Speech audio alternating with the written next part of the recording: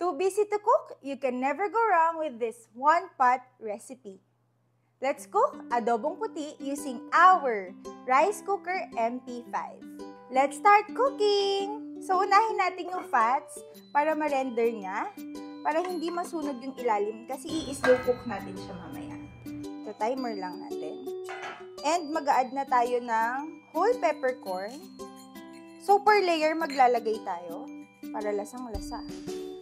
Yan. Asin, bawang,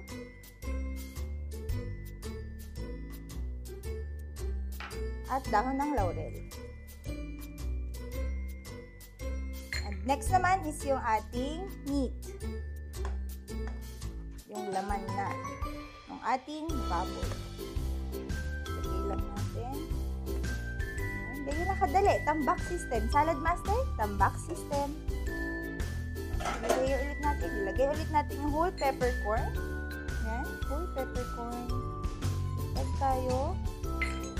Add ulit tayo ng ating garlic. Crushed garlic. Dagdagan pa natin para mas masarap. Mas masarap pag mas maraming garlic. Maglagay ulit tayo ng asin. At dahon ng laurel.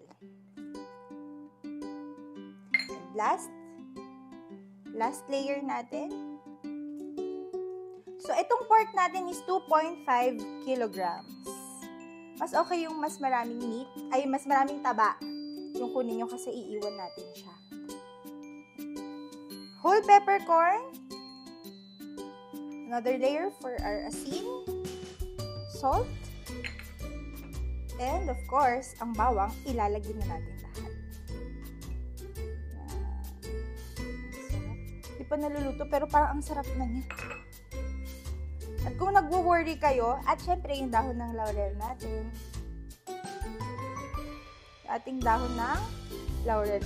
And of course, ang star of the night natin, yung ating suka. Dahil adobong puti, maglagay tayo ng suka. Dapat medyo ma-cover niya yung ating meat.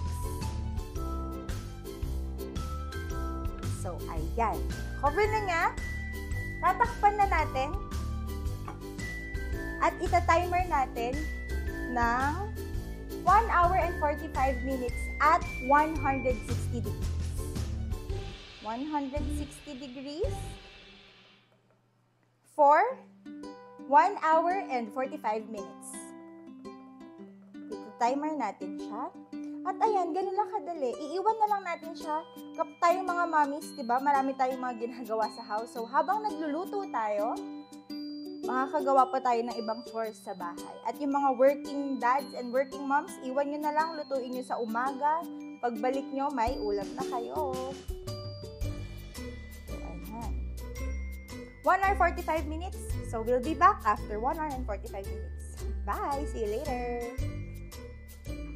I-check na natin after 1 hour and 45 minutes. Check natin itong ating adobong puti. Ang bango, sarap! Tignan nyo. Perfect! Nagmantika na yung ating adobong puti. At grabe, sobrang lambot na niya. Oh, grabe, look. Ready to eat na! Titikman natin.